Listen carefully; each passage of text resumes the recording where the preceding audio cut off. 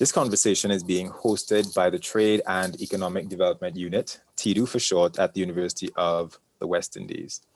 For some time, the TEDU has been using its national conversation platform as a forum to facilitate engagement between experts on the economy of Trinidad and Tobago. The objective of these conversations is to ensure that the public is informed of critical information on and analysis of the economy in a timely manner. The Japanese word for crisis contains two characters. The first is translated as danger, and the second, opportunity.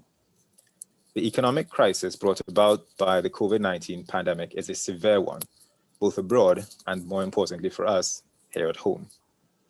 In addition, our energy-based economy is facing lower energy prices in the short and medium term.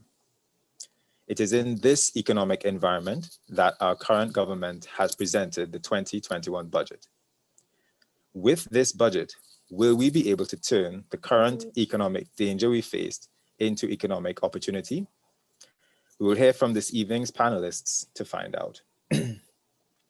On this evening's panel, we have Dr. Roger Hussein, Senior Economist at the University of the West Indies and the head of TEDU, Dr. Hyacinth Guy, Principal Director of Human Resource Company, Mr. Robert Le Hunt, former government minister and former executive director of Republic Bank, and Mr. Joseph Remy, who will be joining us in a bit. He is the president of both FITON and the Cooperative Credit Union League of Trinidad and Tobago. So just a couple of announcements before we begin. Please ensure that your microphones are muted when you are not speaking to prevent feedback. And number two, please note that this session is being recorded and live streamed on YouTube. This evening's conversation will proceed as follows.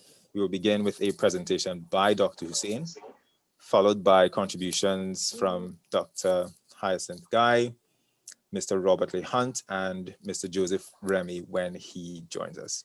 Then we will invite questions and comments from you, our audience, either verbally or using the Zoom chat feature. So now we will begin with a presentation by Dr. Hussein. Dr. Hussein. Thank you very much, Christian. Good afternoon or good evening to all. And today I will speak briefly on labor productivity in a small petroleum-based economy.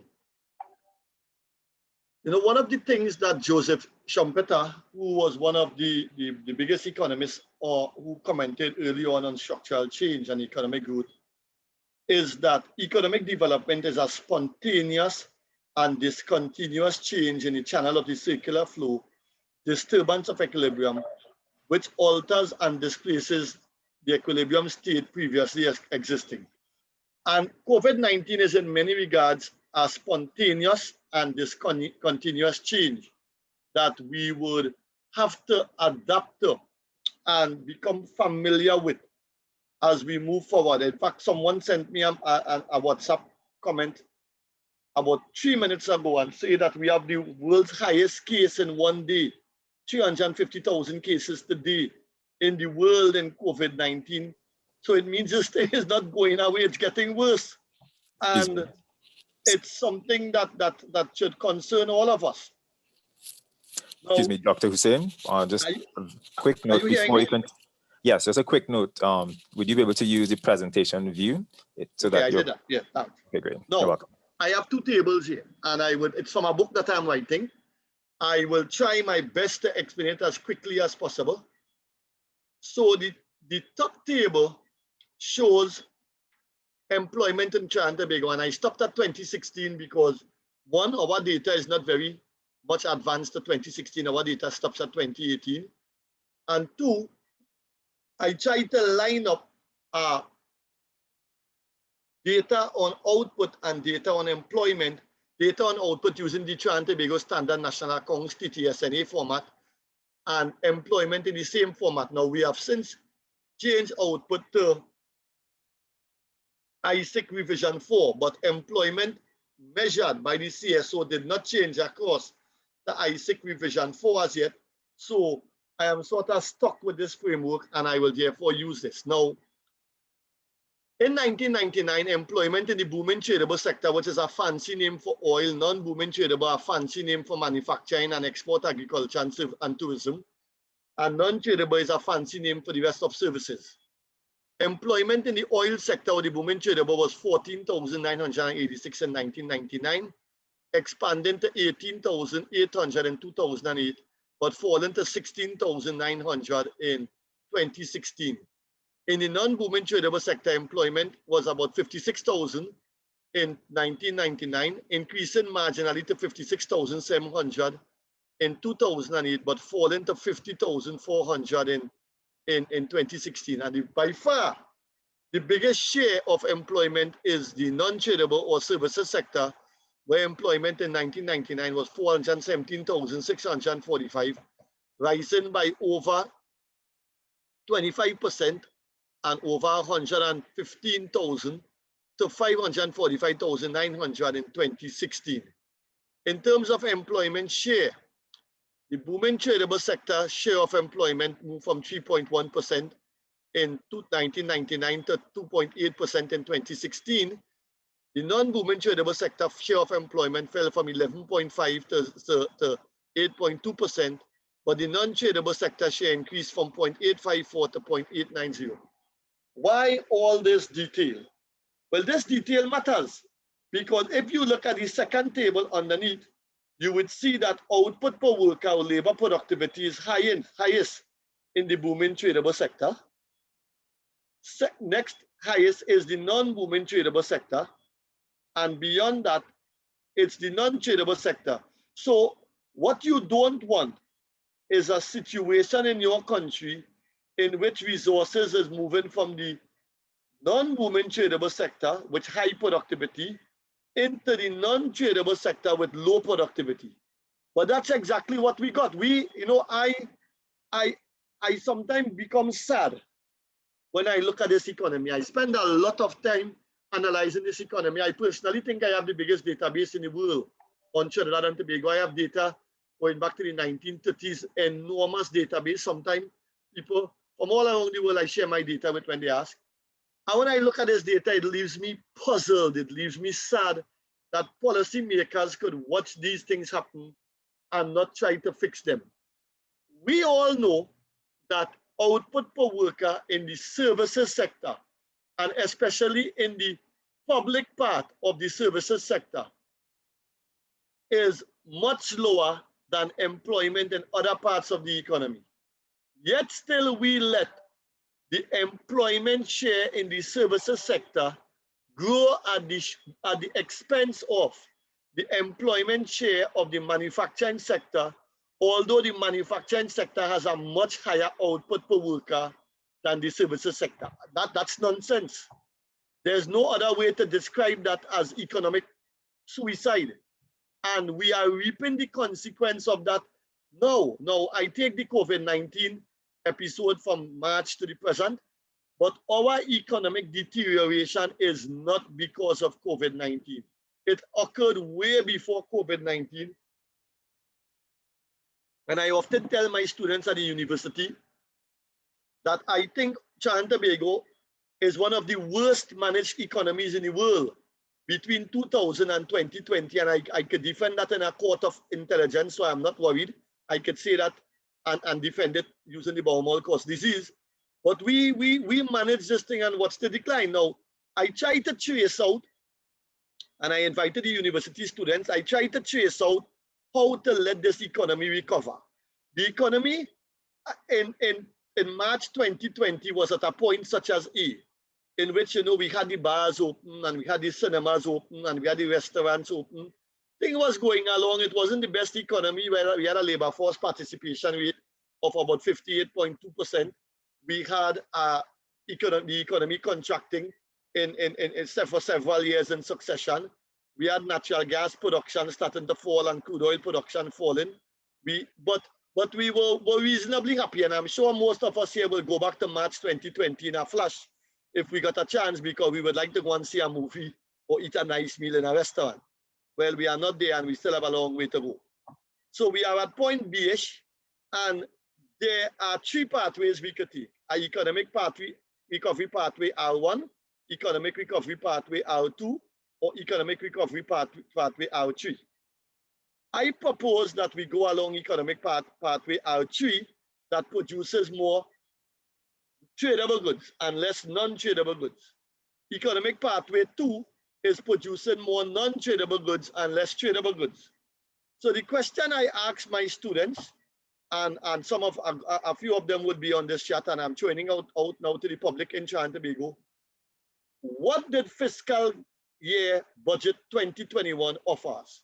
Did fiscal year budget 2021 offer us a pathway to move from B to A, or from B to C, or from B to D? I am advocating a move from B to D. I am saying that a move from B to C is not the right move, although there may be reasons within COVID-19 measures to move to C. But the long-term solution for the economy is to move towards D, which involves the production of more tradable and less non-tradable goods. So let us quickly look at fiscal and other measures in budget 2021. Tax incentives for construction, that's good. It will increase employment and it will increase income. But the question we need to ask at the end of every fiscal measure, listeners, would it increase non-energy exports? Now, it's likely that the construction sector we would open up economic space, we will take the economy, create employment, create income, but it's highly likely that it would pull labor from the export sector. And therefore, we need to be careful when we offer tax incentive for the construction sector, we don't end up having a current account balance situation in which we spend a lot of money on imports that compromises the current account balance. Stamp duty for first-time owners, good. I myself would like to get some stamp duty exempted on something I'm going to buy shortly. I won't be exempted, but I would like to.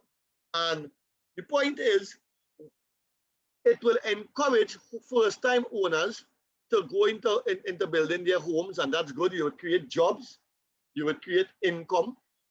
But what it will do, it will pull resources in a way that does not favor the non-energy export sector. It would use a lot of foreign exchange in the process. A public-private partnership, rich in potential, but public-private partnership, unless it is targeted towards improving the non-energy export base, would also end up using a lot of our foreign exchange and pull the economy possibly in direction. It could be firms that are doing import distribution, benefiting from the public-private partnership, and then our foreign exchange will be compromised. And that's not something we want to encourage. Small and medium-sized, medium enterprise and stock exchange, that's good.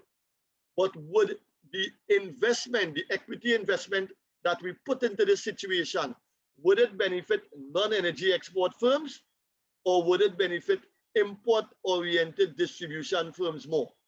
And that's something, again, we need to be careful about. Wear and tear allowances. I would have given wear and tear allowances specifically to firms that are in the non-energy export sector that could fetch foreign exchange. And the best measure in the entire budget, I thought, was the measure to replace with the special economic zones, which will replace the free zones. And over time, you know, if the tailor make this properly, it could definitely bring the economy to a greater amount of non-energy export production.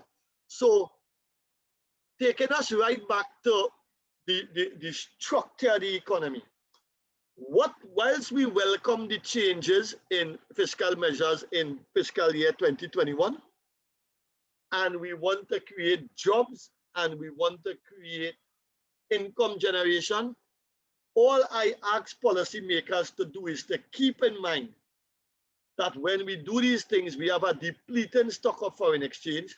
So we have to design formulas that increase employment, increase income, and is friendly to the non-energy export balance. In every conversation we are having in Trinidad and Tobago hereafter, given the sunset nature of our energy sector and the state of our natural gas sector, we have to say something like, Hyacinth, how are you? Good evening. What are we going to do for non-energy exports today? That's how bad I see the non-energy export situation in Trinidad and Tobago. So we could focus on labor, that's good. We could focus on income, that's good. But they must combine in a way that generates more non-energy export revenues for the Trinidad and Tobago economy. And that means that when labor is shifting about the economy, we have to be careful that the policy measures does not take more labor towards the non-tradable component of the economy, away from the non-booming tradable, meaning manufacturing or niche market export agriculture component of the economy. So what I try to do here is to set the tempo, Christian, and I would let the other speakers have their say now, and thank you very much. Thank you very much for your contribution, Dr. Hussein. Next, I'd like to invite Dr. Hyacinth Guy to give her contribution.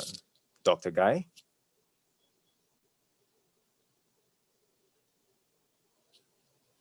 Good evening, Dr. Guy. I believe you are still muted. Okay, fine, yes. I was saying, let me just put my presentation up. Okay, great. Do a share. Okay, well, good evening, everyone, fellow panelists and participants. Pleasant good evening to all. Good evening. Dr. Hossain, I was listening really attentively. I recall my days in UE and the 1 or 2 classes in economics that I did, and it brought back memories. And I think I'm at the same stage. It's still a mystery to me. I was really intrigued. I understood some of the concepts, but I'm looking forward to the questions that the students or the other participants will ask, so I can get some clarification on some of the issues also. It is interesting. So I want to focus on some of the issues in the budget which speak to the impact on people. HR is my background, and as I listen to the budget, I am listening with an ear to hear, okay, how is this provision going to impact an organization? How is it going to impact people in the workforce? What does it mean for me as a human resource management professional? Now that I'm consulting, what can I tell my clients about what initiatives they should be focusing on? What is the impact on certain things that would have come out in the budget? So I pulled out a couple areas that I see that were of interest to me. And I saw the statement on public sector vacancies, reference to the digital society, workforce recovery, and then there are a couple other areas that I will mention. So first, the issue of the public sector vacancies. So the Minister of Finance said, and this is the quotation, government will be freezing the filling of all vacant posts in the public sector for a period of 1 year. And then later on in another part of the budget, it said that that would take effect from October the 6th. So we see that that is going to go to October 2021. And at first, the statement was vague. I had not seen, until I read the entire budget, I hadn't seen that it had an effective date. So it came over in a very vague way to me. And then he said, he's talking about the public sector and not the public service. He did say public sector. So we know that the public sector includes the entire public service, all the ministries, and all the other state agencies. So I imagine it includes statutory bodies, the WASAs, the TNTEC. I'm assuming that it includes all of those. Then the other question that I had in mind, was the reference to established positions or contract positions. And I believe perhaps the day after the budget was read, the a question was asked of the Prime Minister, and he attempted to give some clarification on that. And he did say that it does not include contract positions in the public service. And so I wondered, what then is the implication of this? What does it mean? The removal of long-held, the freezing, sorry, of the filling of vacant posts in the public sector for a year. Certainly, the public sector, government service, it's the biggest employer, and one would imagine that the filling of vacancies in the public sector would be part of stimulating demand in the economy, people getting jobs, people going to work, they're buying things and so on. And if that stops, what would be the impact of it? I consider too that the public service, in the public service, there is a very large, what we call a parallel public service with contract workers. And if it doesn't include contract workers, and then the positions that will be frozen would be those established positions in the public service. So what that does then is foster the hiring and the recruitment of a larger amount of contract workers. And I'm not sure if that is the best thing for the public service. One would have thought we would have wanted to go back to the days of the public service where, there is a level of permanency and there's a level of loyalty, and people see working in the public service as a career that goes over a long term. But when you look at the establishment, those established positions in the public service, and in talking to some of the senior public servants, there are lots of vacant positions in the public service that carry from year to year and that are not filled. So maybe that is what the government had in mind when it said they'll be freezing the filling of vacant positions in the public sector for a period of 1 year, because those positions, there are lots of positions on the service, they are there, established positions, not contract, and they are not filled for one reason or the other, and they are carried from year to year. And when they're carried with a cost. So perhaps with removing those positions from the public service, since in any event they're not being filled, it gives the government some flexibility in terms of how it spends its money. And this is my interpretation and helping myself to understand what is happening. But I do hope it doesn't mean that there isn't, organizations in the public sector can't move to fill positions. There are critical positions that have to be filled. We know we are in a COVID era, and there are, in spite of the fact that we have, public service working on rotation, we do know that there are people who are working remotely or at home, and the amount of work that they would have normally done it's not at the same level. So perhaps the government is looking for some flexibility there, use the resources that we have. But the provision, it needs some clarity, and we're hoping that as time goes along, we would get that clarity. We will know if, the state organizations have to follow suit. We'll know what is happening in the public service, whether it's contract, or whether it's established positions, or whether it is just those long-held vacant positions that are on the establishment that have not been filled for such a long time. So this is one of the issues that I thought from an HR perspective, we needed to get some clarification on. The other issue that I wanted to look at was the reference to a digital society. And when you read the budget, references to digital society is a theme that runs through all of the sectors. You see it in education, you see it in manufacturing, you see it in construction. It is the recognition that the development model, as the minister says, must be anchored on the digital economy. He's recognizing that the whole issue of e-commerce, e-business, e-government, and e-banking, which we are already experiencing to some extent, must continue, and we have to go deeper into establishing the society as a digital economy.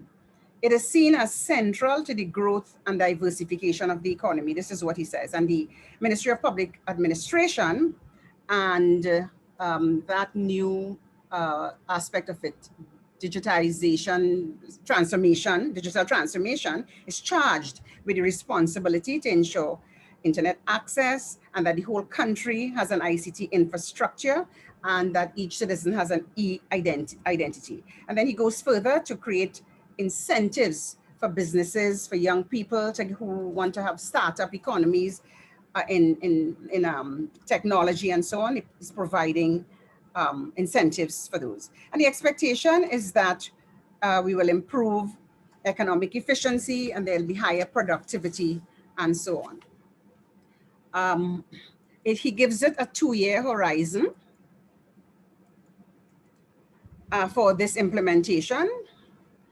And as I said, in different areas of the budget, he speaks as to how this is happening. We see it in education. We see the Education Ministry moved very swiftly to mobilize and get classes online. They trained teachers as to how to use the technology, and we see initiatives to get students ready and to help those students who are not ready by way of providing devices and so on for them. But one of the issues that we have to be concerned about, and again, from an HR perspective, is to understand the whole concept of digitization. Because we could look at digitization, as I spoke to a couple of people, they say they think about digitization, which in a sense is correct, as converting information from a physical format into a digital one. So when you talk to people, they said, oh yes, we are digitizing this, we are computerizing all our records, everything is going online and so on. And that is one aspect of it. Yes, you digitize and you convert your information from a physical format into a digital one. You will get some efficiencies. You will get efficiency in terms of how you deliver service. You will get some increased labor productivity. But the next step after you digitize is the whole digitalization, which is where you leverage that digitization process to now improve your business processes. And when you make that step, you really have now to get your workforce very agile. We cannot work in a mechanistic environment if we are digitizing and if we are going to be leveraging that to make business decisions and to improve business processes and to deliver services to our people. The workforce has to be agile. There will be new ways of working. The jobs will change.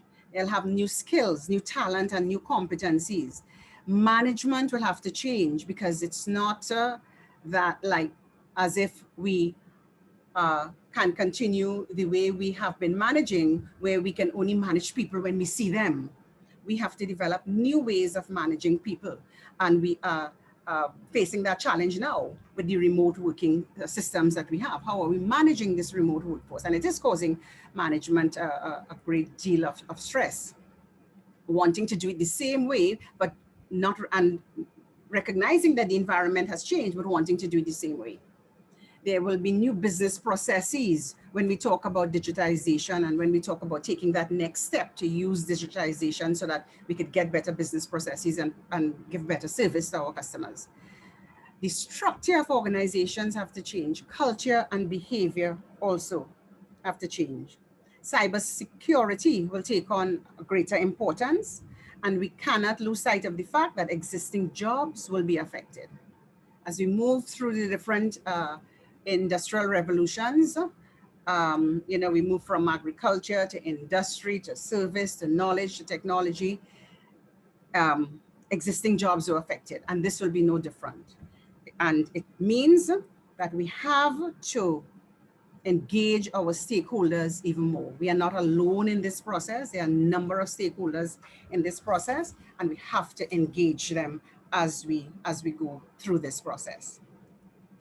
The third item that I wanted to talk about was what the minister spoke of as workforce recovery.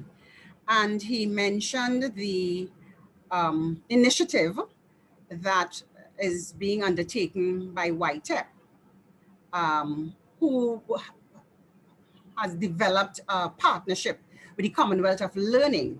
And the Commonwealth of Learning, they have a partnership with Coursera, and through YTEP's partnership with the Commonwealth of Learning, they have access to these 4,000 courses and 400 specializations. And that is being made available to the citizens of Trinidad and Tobago. And that is a good initiative. It has been launched and it seems as if it is well subscribed. I haven't been able to look at the full spectrum of courses, but it seems to be heavily weighted in the areas of technology, information technology, coding, and all of these things. But it's 4,000, so I imagine it will be a very wide spectrum. And if it is that there is the opportunity for there to be included, if included in these courses, there are technical vocational courses that could be done this way, then I think that that is something that YTEP, could leverage, because it certainly has pivoted with this partnership that it has developed with the Commonwealth of Learning and Coursera. They say it is for 1 year. Hopefully it can go beyond that.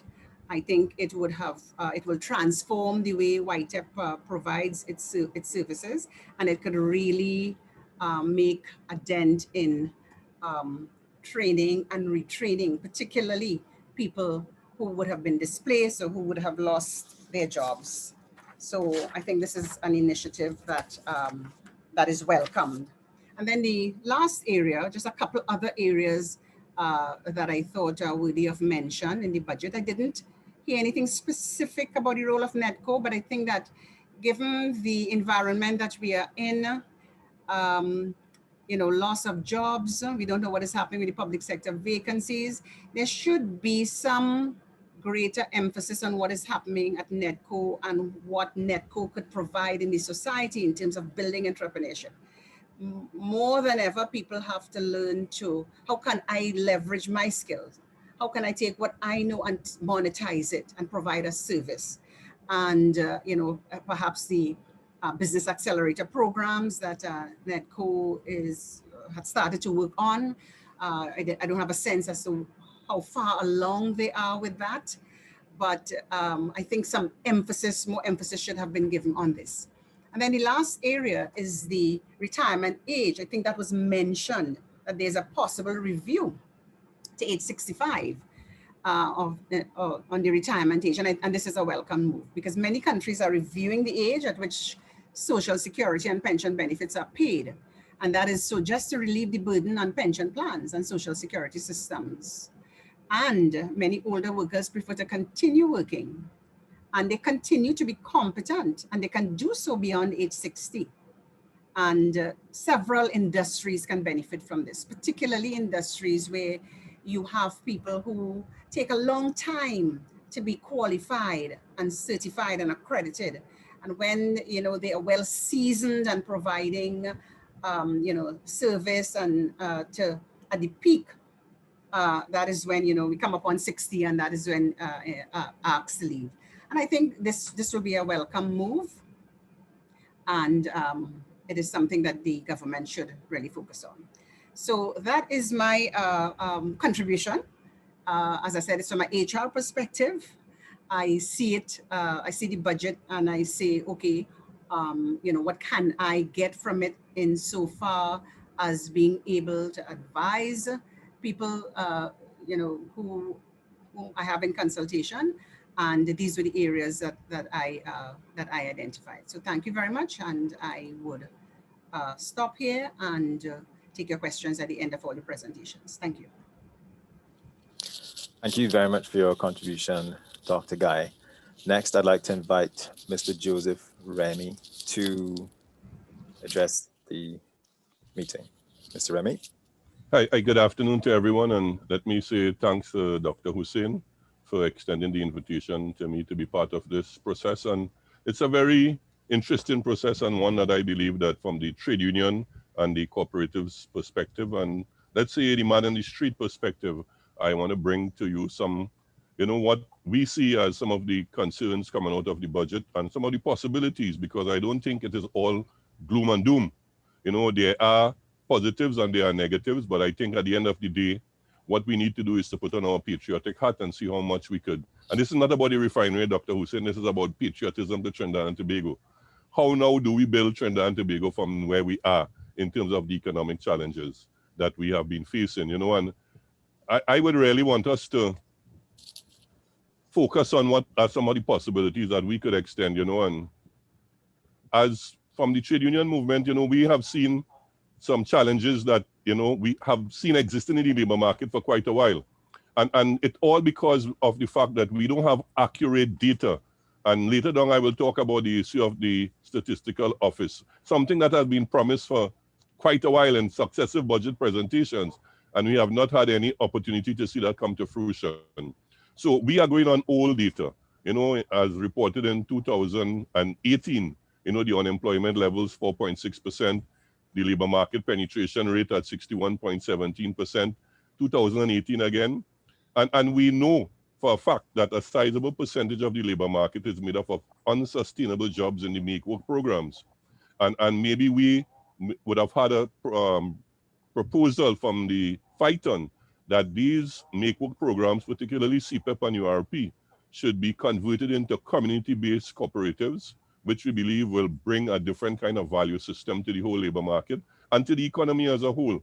And it will generate and allow for income generation at the community levels, job creation and income generation. And those kind of economic activities will bring about a different kind of result to the country. We had, based on the COVID-19 situation, the regulations, we had several companies would have engaged in temporary layoffs due to the regulations. Now, we don't have accurate data on the real job loss. I was amazed when I heard that was just 360 odd jobs that would have been lost due to the impact of COVID-19. And I am concerned about the accuracy of that data. That is not accurate. From the ground level, what we see and what people are complaining to us about, it is much more than that 360 odd jobs. We have increased retrenchment due to the economic downturn prior to COVID, and now based on COVID, we are seeing an increase in the level of retrenchment. And then basically employees, based on the protracted wage negotiations we have had in several industries, people are actually operating on a wage freeze. It's a forced freeze, basically, because this is not something that people would have welcomed, but you're still operating in some instances on 2013 salaries in 2020.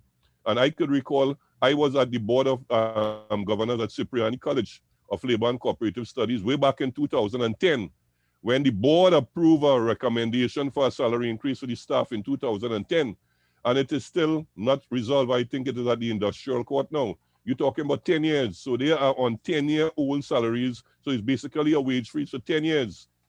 And then we have the issue of the migrant workers in the country. A high percentage of skilled and unskilled migrant workers have now entered into the labor market, bringing with it all the different kind of shocks. And they are, in some instances, complementing, and in some instances, they are replacing some of the workforce in Trinidad and Tobago because they are operating at the lower end of the wage scale. And as such, it is bringing a different kind of dynamics to the market. Some companies welcome it because it now brings a different kind of recurrent expenditure to them. It has reduced their wage bill, and to them, it is something that they are happy about. But from the trade union perspective, we believe that it's a level of exploitation if it's not managed and controlled properly. And as such, we believe it's something that should be managed and controlled in a manner that does not exploit the circumstances under which those persons enter the country at. And then I spoke about it. Absence of updated statistics to make accurate and current analysis of the labor market and the National Statistical Organization. Again, that is something that we have been hearing a lot about in terms of promises, but there are no really sizable or tangible actions that are being put in place to bring about some realization of that. And then we had the issue, Dr. Guy spoke about it, the freeze of filling of public sector vacancies. And the minister said public sector, and the public sector is broader than the public service. And is it that the government, based on the fact that they are the largest employer in the country, is now sending a signal in terms of the issue of freezing, vacancies, filling of vacancies, and as such, it leads to the downward spiral in terms of employment opportunities. And then we have a high level of persons exiting the tertiary educational system. Where are they going to be placed into the labor market? How are they going to be placed? How are we going to find opportunities for them to contribute towards national development and the economic outcome of Trinidad and Tobago? We had the issue of public-private partnership at the Port Authority. How is that going to affect the employment levels of port workers?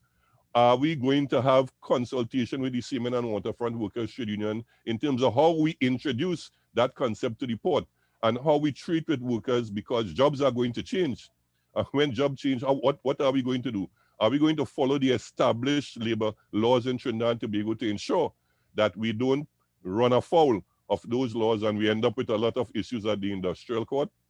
What is going to be the effect of privatization of the retail gas station market on the labor market? Now, MP would have had those things franchised out to some of the dealers. Those dealers would have had employees.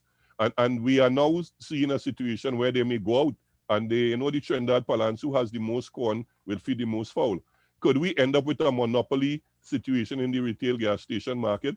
How are we going to have control measures to ensure this thing does not happen? I heard the Prime Minister say that he would not allow it to happen basically, but what are the measures that would have been outlined to ensure that does not happen and bring about some kind of hardship on persons, particularly in the rural areas where we know gas stations are very widely geographically dispersed.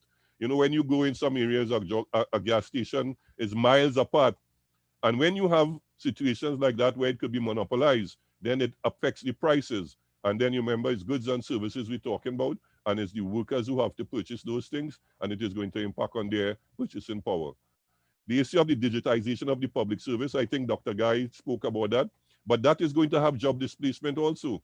Are we going to be doing the retraining process and retooling of those employees to ensure that there is some level of opportunity for them in other aspects of the public service?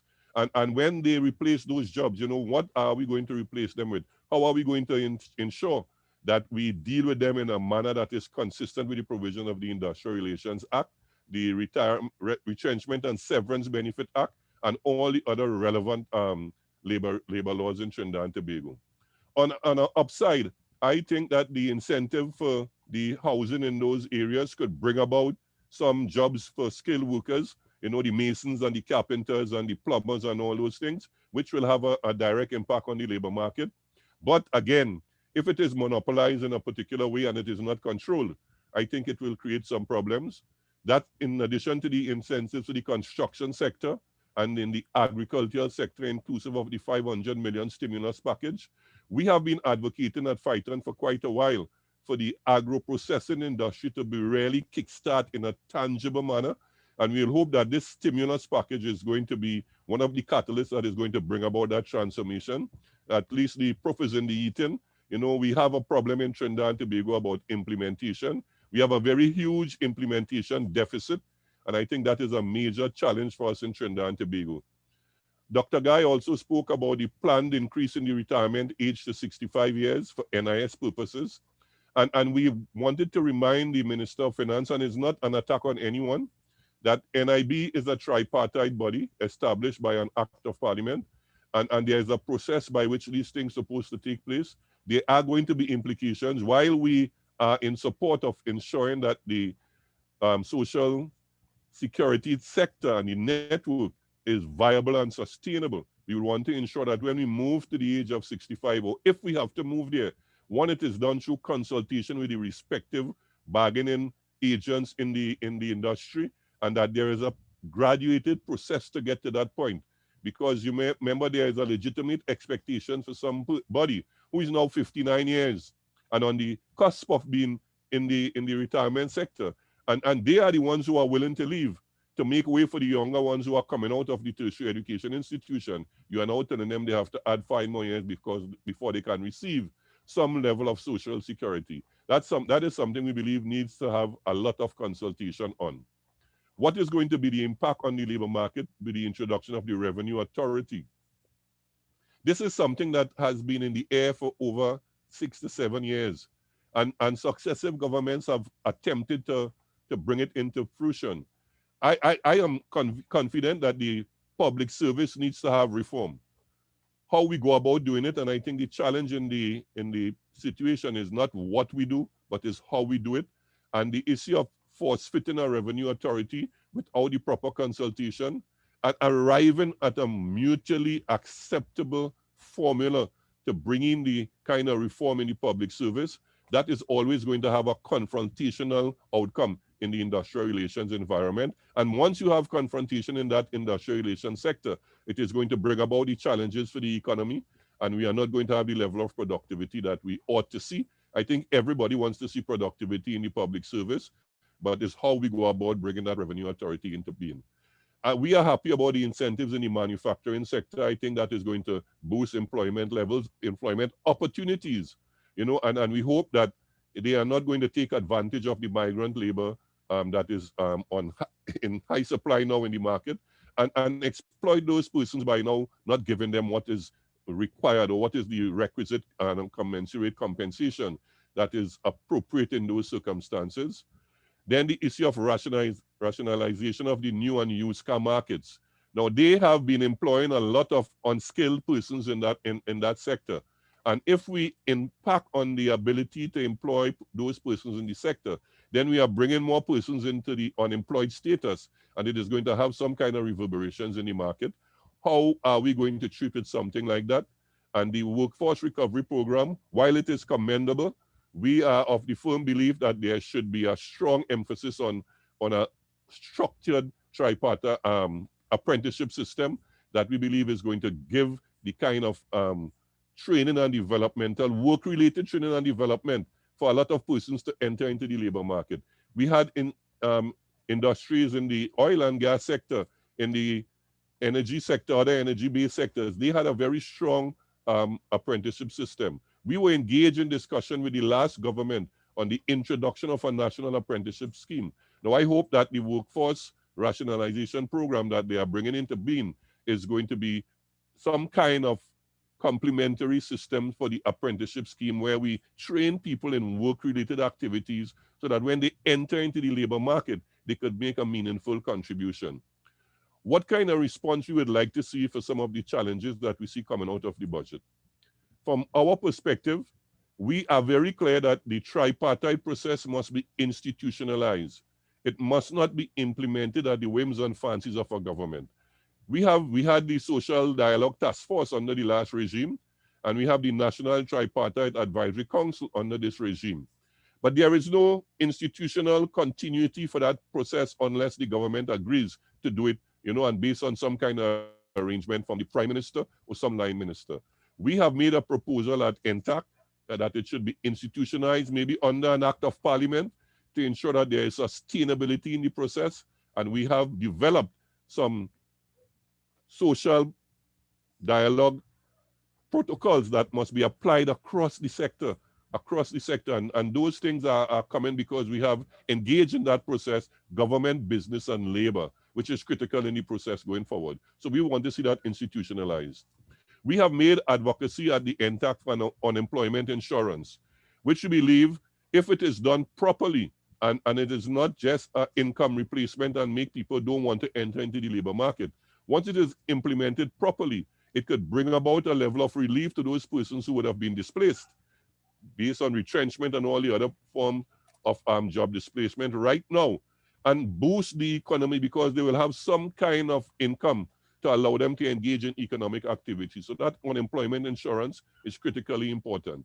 And what might be considered to be a little controversial, I have been advocating for years that we should have some kind of control on the maximum wage. Yes, we're in a free market system, but we are seeing a wide disparity between what exists at the executive level and what exists at the lower rung in the blue collar worker level. And to us, that is bringing about a great sense of inequity, internal inequity, you know, and that should be something that we should address. And I believe if we are asking people at the lower end to make sacrifices, then at the upper end, people should be able to make sacrifices too. And I believe we are seeing the big borough in the country right now with respect to the tax break for those members of parliament, particularly when people are now being forced to pay higher taxes for motor vehicles, but they are benefiting. So we have to share the burden. It has to be equitable. We don't want it to be equal. We want it to be equitable across the board. We are also saying that there should be some discussion at NTAC for a maximum work week. If we could reduce it to from 40 to 35 hours, or in some instances from 48, because we have some people working 48 hours based on 4 12-hour shifts, and bring it down to about 35 hours, we may make room for more persons to be employed, and by extension, allow more families to be beneficiaries to a sustained kind of income, and then it would generate the kind of economic activity that we believe is necessary. Settlement of outstanding collective bargaining negotiations, we believe, is critically important. We heard nothing about that in the budget. And I know this is controversial, but I believe that the refinery sale should be completed as was agreed to, because it has had serious impact on the social and the economic welfare of those fence line communities around the Pointe-a-Pierre area. I live in one of those fence line communities, as Dr. Hussein will know. And it has had serious impact on small businesses and on the employment situation. And if you go in areas like Marbella, Claxton Bay, Pleasant Park, you even stretch into San Fernando, you just take that a little radius around Petrochin, you will realize how serious that impact has been. And it has not only impacted on small businesses, it has impacted on medium-sized businesses and on personal life. And we believe that something should be done to ensure that that refinery sale is completed. I talk about the structured national apprenticeship system that I believe should be introduced. And I am convinced that there should be a national workforce plan. What we are having is people are going to these tertiary educational institutions. They are becoming certified and qualified in certain disciplines. But are they in alignment with what is required in the labor market? Do we have people being channeled into productive developmental careers that will allow them to enter into what the labor market requires based on how we are moving? We are now going to a digitization process. Are we now preparing workers coming out of the tertiary educational institutions to enter into the market with respect to the kind of skills that they get in there? And I believe if we have a proper workforce plan, then we could align the exit from the tertiary education system to the entry into the labor market. And I think that is something that ought to be worked on very soon. And I said it, the alignment of the secondary and tertiary education outputs to the needs of the labor market. And this is something, again, we have a very passionate view about. Transform URP and CPEP into community cooperatives. The cooperative business model has been one that has been proven to be one of the most noble business sectors in the world. And we have not had any serious, impetus in terms of driving that cooperative business model in Trinidad and Tobago. What we see is an encouragement of individualism. And we have seen the moral and social decay that it has brought to the community and to the country. We are seeing it recently with the issue of what they call a drug susu. I don't understand how drug and susu could be aligned in the same thing. That is like mixing oil and water. And we take strong offense to the use of the term susu in something that is aligned to something with such kind of illegitimate purpose. Susu is a noble thing that has very strong roots coming out of the Yoruba tribe. And that would have been the hallmark of leading into the cooperative business model. And the credit union model is based around the concept of people pooling their resources together. And we believe if credit unions are allowed to partner with these respective communities, use some of the excess liquidity they have, and fund these things as cooperatives, it will bring about a different kind of transformation in the productivity levels. And then by extension, we will see the economic outturn for that. And then we have been clamoring for a migrant labor policy for quite a long time in Trinidad and Tobago, because we are seeing people entering and there is no structured approach to the entry. Are they subject to the labor laws of Trinidad and Tobago by their entry into the labor market? Are they being exploited? How are they allowed to join trade unions because they are now considered workers? They are working inside the formal economy. or in the informal economy. But if they join a trade union, would they be now allowed to have representation up to the level of the industrial court? I think we need to have a policy to talk about this whole issue of migrant labor. And that particularly we believe is critically important. What we will see coming out of that is suitably qualified and educated workers who can gain entry into the labor market. We'll have a reduction in structured unemployment. And I believe we have a high level of structured unemployment because I talk about the mismatch between what is coming out of the educational system and what is required in the workforce. We'll see improved social and economic status of workers by improved standard of living. And we will also see the creation and the preservation of sustainable jobs. Because we want to look at it on the positive side. We will see improvement in the provision of goods and services to our citizens. Because once we have a productive workforce, then the goods and services will be produced. And then we know the whole cycle of the economic activity. Once people are given opportunities to be employed, they engage in economic activity by purchasing these goods and services, and the cycle of the economic activity will continue. And then we will have the integration of the informal workers into the sphere of economic and social development. And that is some of the perspective I want to bring in the time that would have been allocated to me. And as the other speakers say, I would be open to any questions or any comments at the end of the presentation. So thank you very much, Rebecca, and that's the end of my presentation. Thank you very much for your presentation, Mr. Remy. Next, I'd like to invite Mr. Robert Lehunt to give his contribution. Mr. Lehunt. Okay, good night all. While I get my presentation pulled up, let me start by also once again thanking, Mr. Hussein, Dr. Hussein, for pulling together these sessions. It's the second one that I will be participating in my same position, pulling up the rear in my presentations. I don't know if that is something that is good or bad, but I think, it is very good for the country to have this type of conversations, and I want to congratulate him, and I want to encourage him to continue to have them at all times. And broadening the discussions, the level of this conversation and the discussions that we will be having. The reality is, as I've said before, I think our country over the next short to medium term will be going through some serious economic challenges. And again, we have all heard it, that it requires all hands on deck.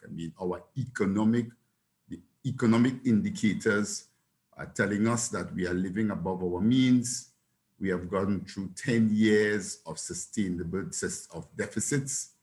Yes, this year we have to have a deficit budget, and but we have to find ourselves to a position going forward whereby we need to get out of this continued cycle, because otherwise it will have serious impact on our debt, which we see is rising, or a reduction in our savings.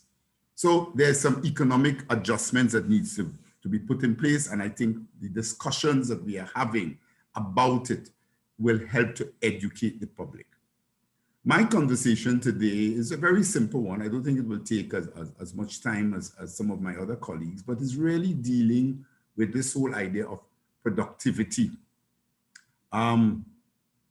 Productivity, and I talk about particularly productivity, the private sector, the public sector. Increasing productivity versus one of the things, as before I start, there's a little bit of conversation and discussions about what is increasing production versus increasing productivity. So I want to put that clearly on the table. And what do we mean? Increasing production is about increasing the outputs via the factors of production. So you're talking about actually increasing output, and the factors of production, as we all know, labor, economics 101, land, labor, and capital. So when we talk about increasing production, that's what we are talking about, increasing the output via the factors of production. Increasing productivity is about doing more with less, and it's about increasing output while keeping the factors of production constant. So that's my layman economic terms about the difference between increased production and increased productivity. Now, we have heard a lot of conversation about in the budget. A lot of people found that the budget was fairly good. They had no problems with the budget. But what they were concerned about was about the execution and the execution capabilities. And the fact that, and I've heard it today, that we have an execution deficit in this country. And why is that so? And what do we do? And is it just simply to say, we have a problem with execution and let's just fix it? So my presentation will attempt to try to deal with that particular aspect about execution, because by and large, most of the budget presentation of what has been put, I am 100% in favor of it, because I think it is setting us on the right direction. So we all agree that execution is critical, and we all agree that at the end of the day, all that was said in the budget, without execution capabilities, we are not going to be able to achieve much. And that has been one of the issues that people have been concerned about. But when we step back and we say, okay, so government has put forward a budget, all right, who really represent the executing arm of the government? I mean, being a minister myself, I could tell you, yes, you put forward a budget and you talk about what it is that you want, but you depend to a great extent, the executing arm of the government is the public sector. And that's the group of people that are responsible for helping to execute what it is, the executing arm of the government. Now, productivity of the country is therefore a combination of the level of productivity in the public sector and a level of productivity in the private sector. Both of these put together will lead to the productivity of Trinidad and Tobago. But as I said, from a government product perspective, and they both have an impact on one another, because the government is a large employer, the executing arm of the government is the public sector, and by extension, how efficient the public sector is has an impact on the private sector and their level of productivity. So getting productivity in the public sector right is a very important aspect. So what elements in the public sector negatively impact productivity? So if we all agree that increased execution is a function of the public sector, and that the public sector improving productivity in the public sector is critical, what really then, how do we go about improving productivity in the public sector? And what I did, while very simply, I mean, I sort of stepped back and I used some of my private sector. So when I was in the private sector, I asked myself, what really was the reason? What drove productivity in the private sector? Why in some areas of the private sector, and I must admit, as much as I've worked in both areas, I agree that there are elements of the private sector that are not necessarily as productive as they should be. But I will admit that they are more productive in the private sector than in the public sector. But why? What it is that is different? What it is that drives productivity in the private sector? And I've sort of summarized it in my mind in 3 areas. The first thing that I talked about was one that dealt with performance and structure. And I said that one of the elements that drives productivity in the private sector is the ability to have structures that will align with your performance and the targets that you want. Now, that might seem not important, but I assure you, your structure, a lot of times that to be able to achieve what you want, you have to be able to structure your organization in line with your area of focus. So there are times that you want to have improved performance in the organization, in customer service, and you align the organization and you tweak the organization structure in such a way that it is aligned with the target that you want. In addition to that, it is important in any structure that is aligned with accountability. You have to be tweaking your structure on a constant basis and ensuring at all times that you have people aligned and accountable for a particular aspect of their job. I remember, again, using the example of the private sector and the industry that I work in the case of the banking industry. I mean, I joined the banking industry in about 1984. And between the period 1984 to when I left in 2017, I mean, we basically looked at that organization in keeping with the changing environment. We restructured that organization at least 6 times in different ways of how a branch network must relate and how is the different management of the branch network, etc. And that is what is important as you look at productivity and you look at output. It is critical to be able to deal with your structure in keeping with the environment, changes in the environment, and in keeping with the results that you want. So that is an important element in dealing with productivity and structure and aligning your structure with your output.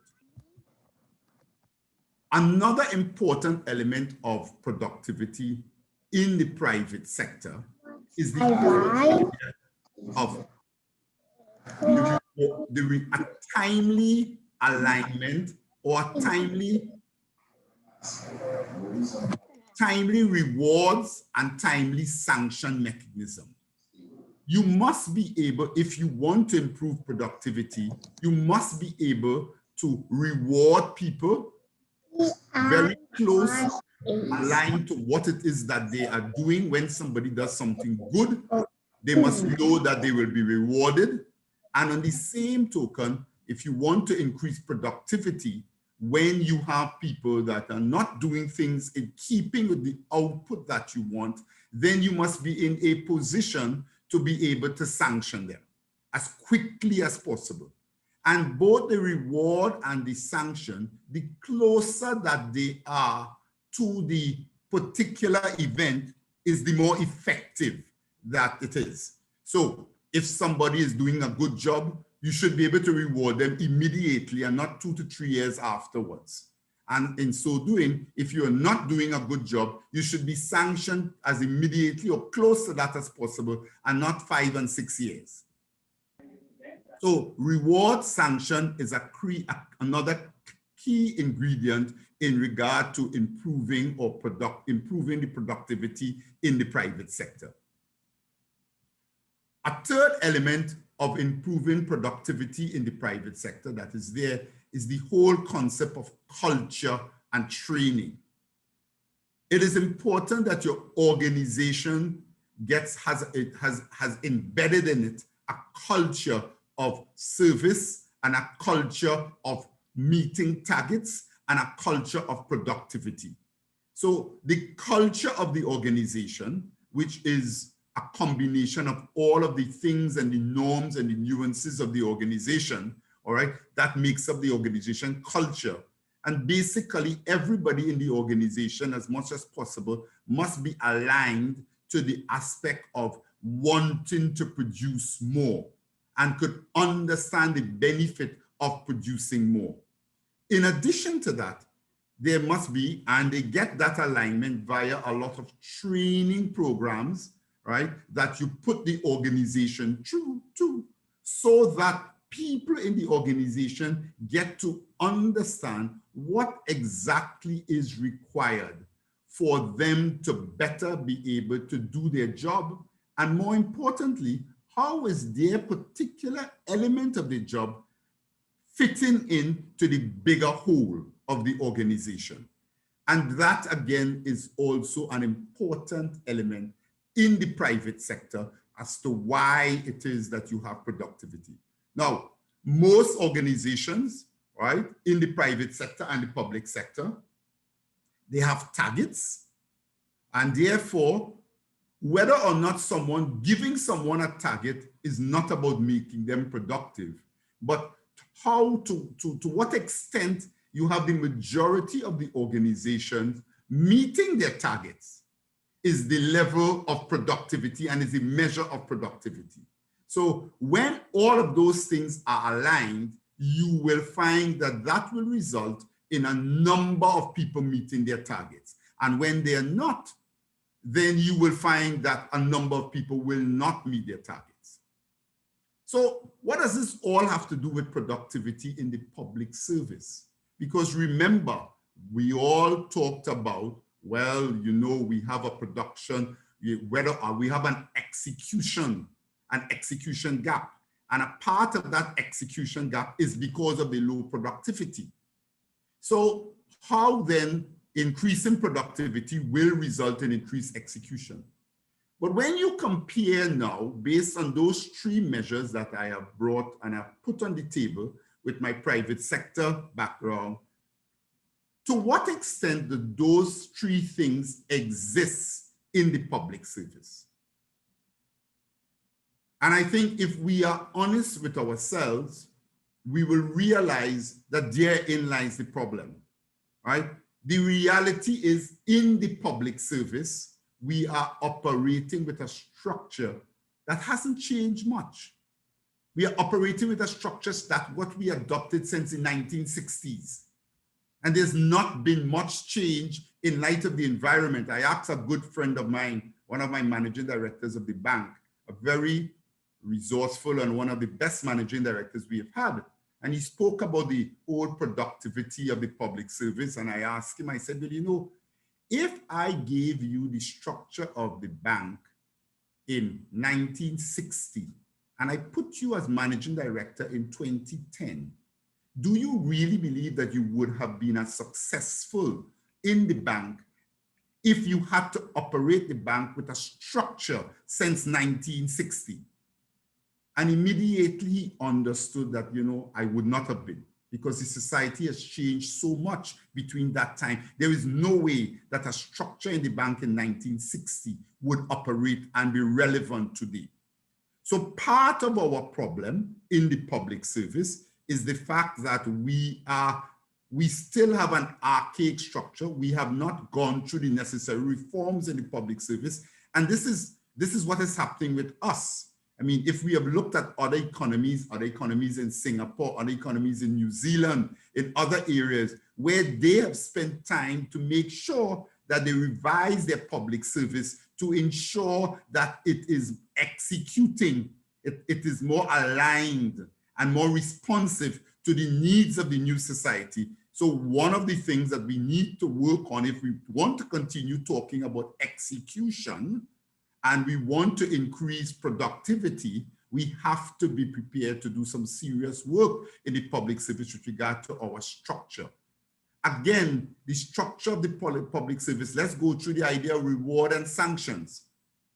I mean, we have a system in the public service with the service commissions, which are one of the areas that we have put as one of the legacies that we adopted since independence. And it probably was relevant at the time of the independence when we got independent in the 1960s. But those measures now result in a very long, protracted period between you being able to reward someone, if you can at all, and you being able to sanction someone. So again, the structure that we have, especially with those service commissions, does not facilitate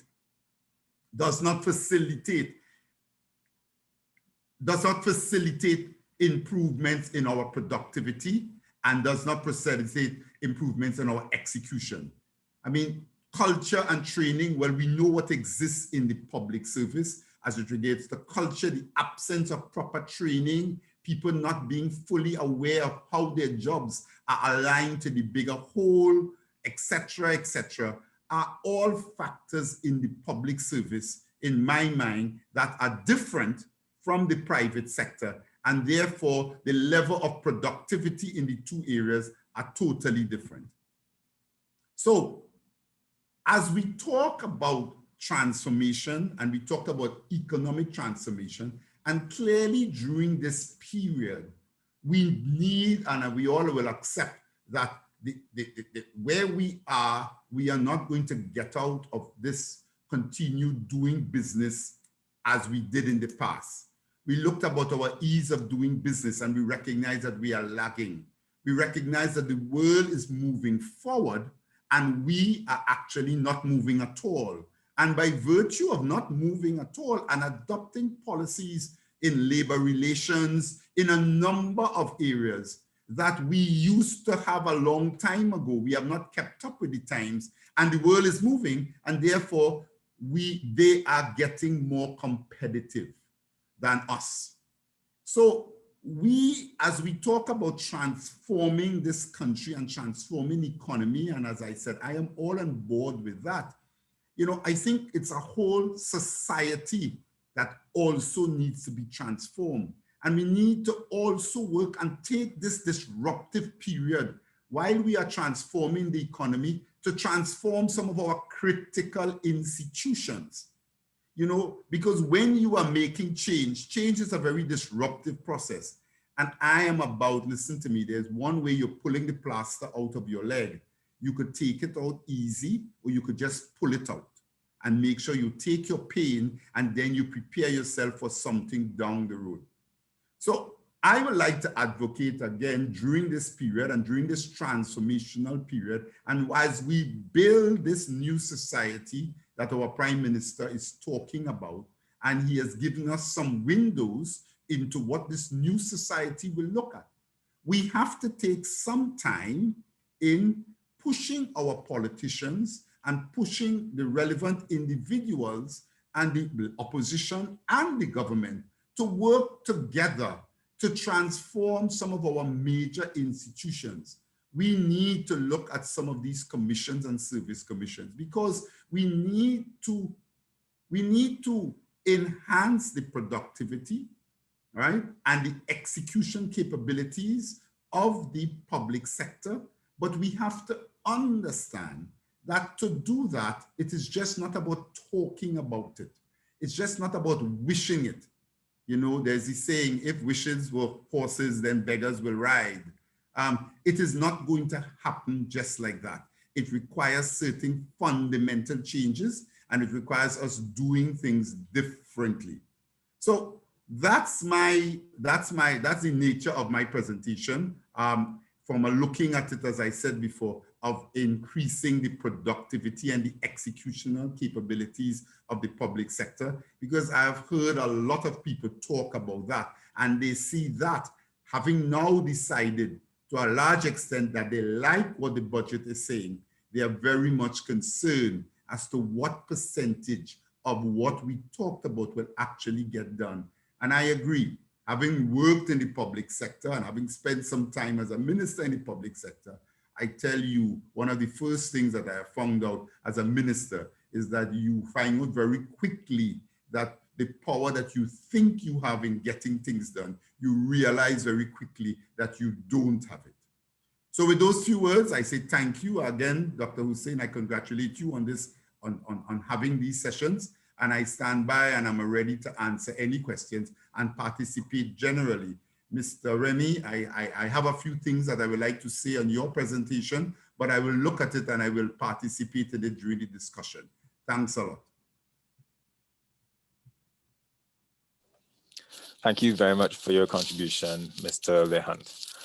Now, we have a question here coming from a Christiana Corespe, and I'll put this one out to Mr. Remy and Mr. Lehunt, because he was the Minister of Public Administration. She asks if it is possible to align the Ministry of Labor with the Ministry of Public Administration. So I'll just put this one out to our panelists. Mr. Remy, I'd like to invite you to speak first, and then Mr. Lehunt. Well, I might be a little disadvantaged in talking it from a governmental perspective, but from a labor-oriented perspective, I'm trying to measure whether it could be aligned. And you see, what the challenge we are having, particularly where we sit, is that we are not fully aware of some of the responsibilities, the functional responsibilities that reside in some of those line ministries. And as such, it is difficult for us to say, look at what could be the alignment. I believe that labor, based on the demands and particularly based on the role that very, not confrontational, but a collaborative industrial relations environment is going to lead to. I think labor should stand alone because labor has a lot of work. We have not had the kind of response we would like to have from the Ministry of Labor.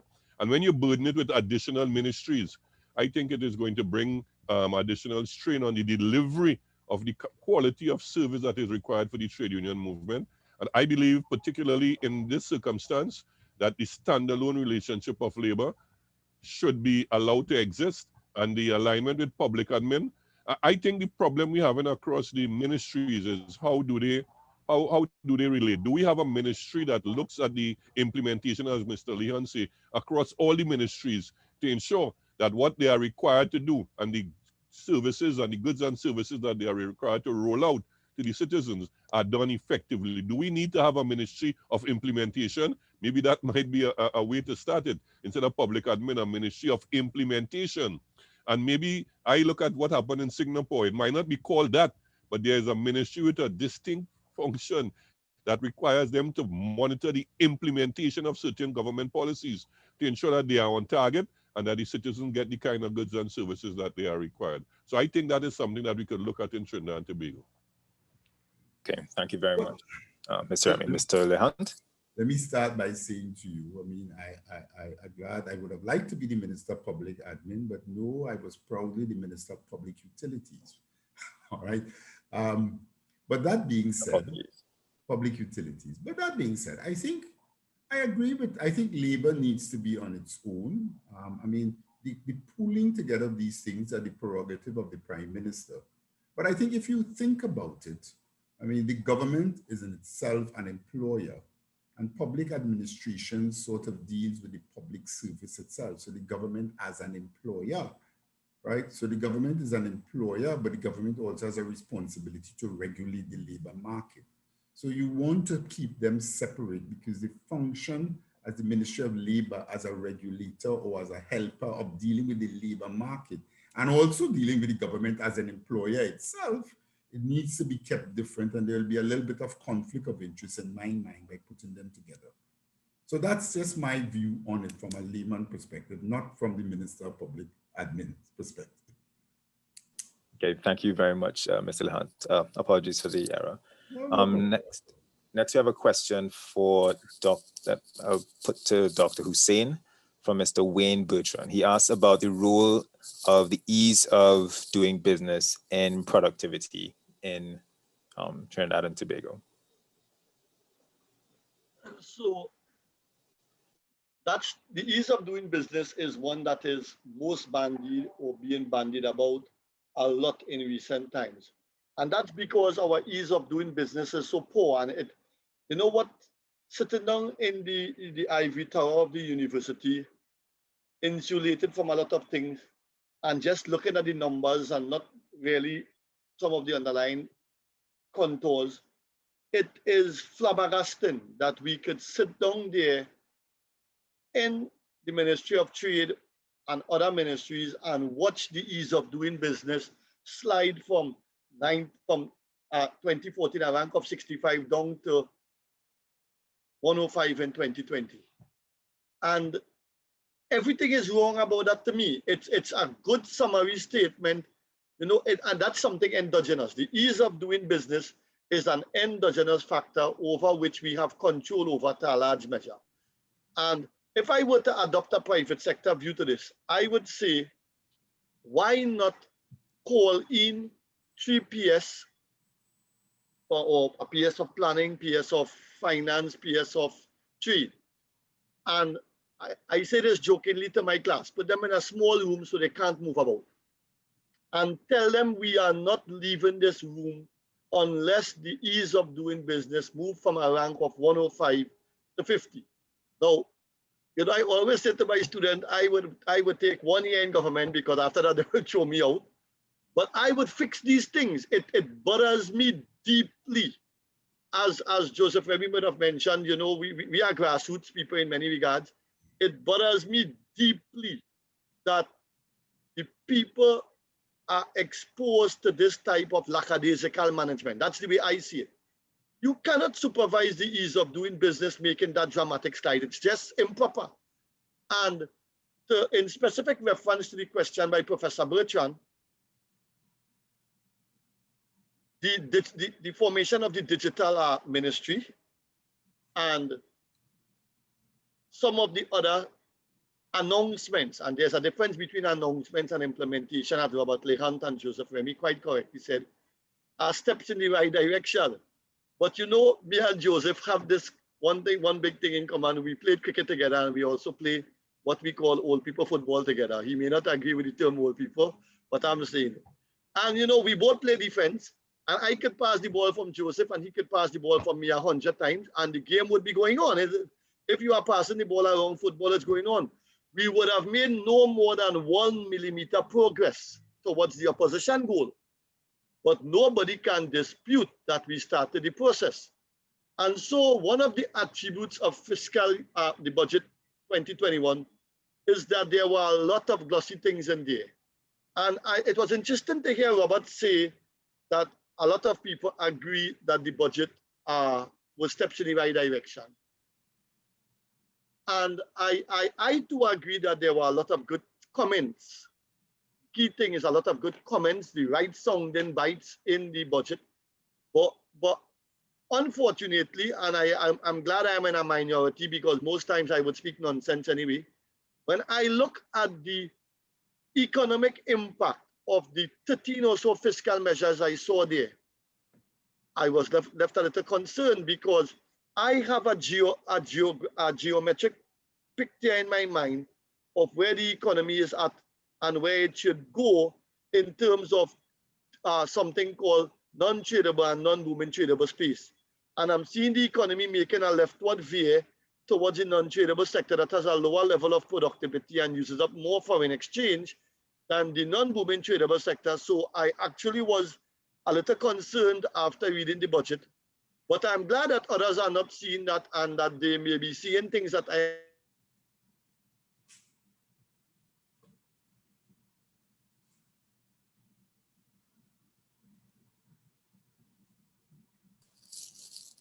Dr. Hussein? It looked like his connection has frozen up for a while. It's like the wages now, you know, it froze. Thank you very much. Very interesting comment, Mr. Remy.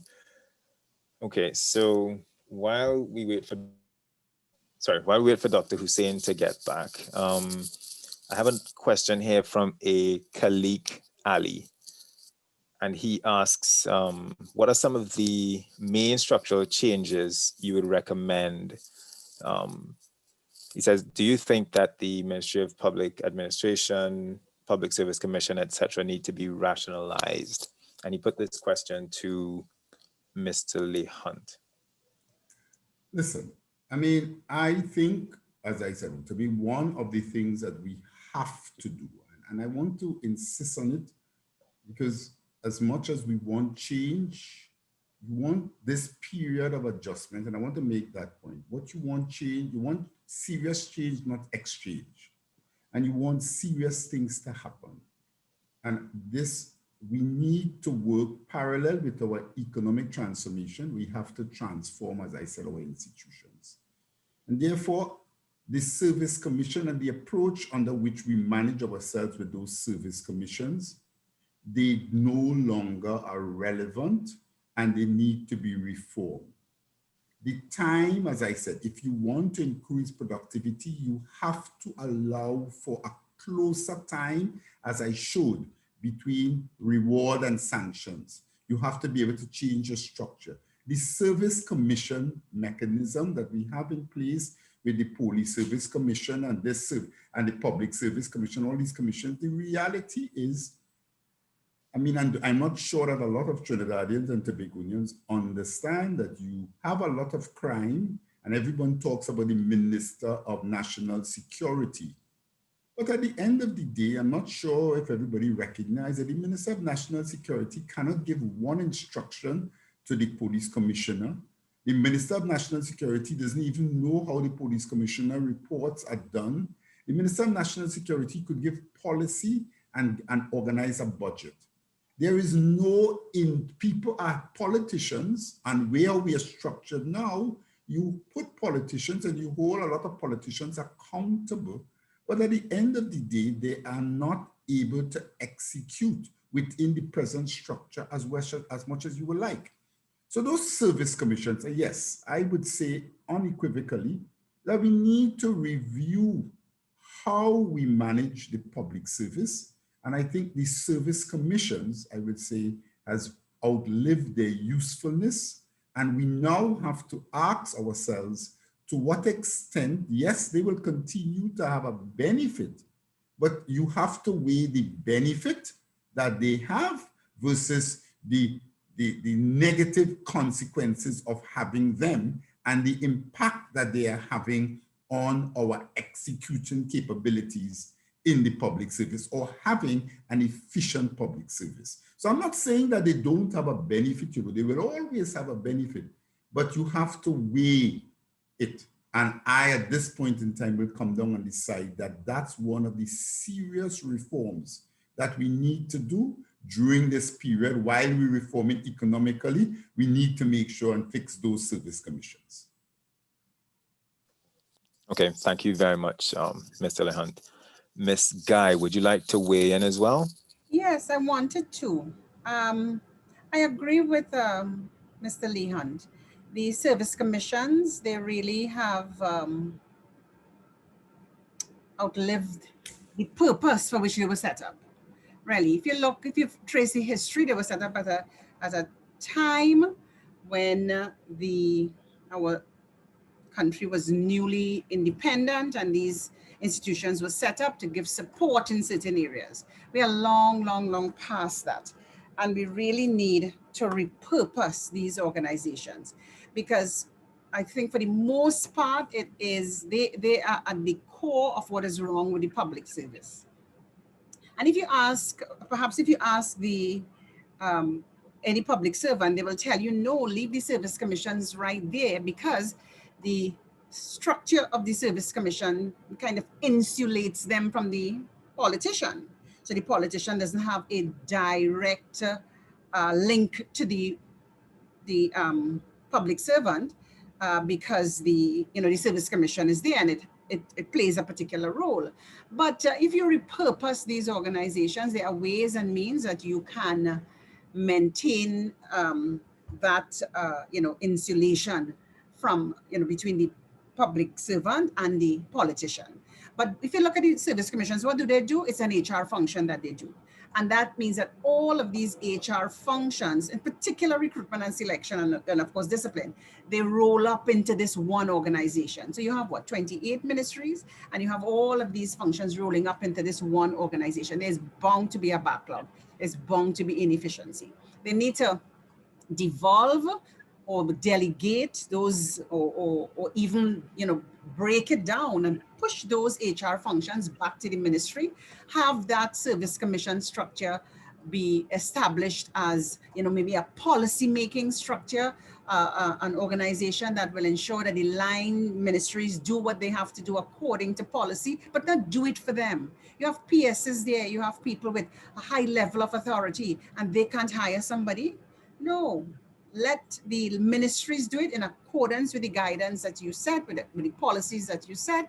You monitor and ensure that it is done, and leave the ministries, give the ministries the flexibility to run. Then you wouldn't have a position taking 3 and 4 years to fill, and because the PS in that ministry just cannot wait, they're going to hire somebody on contract, which is what is done, because you have to run an establishment.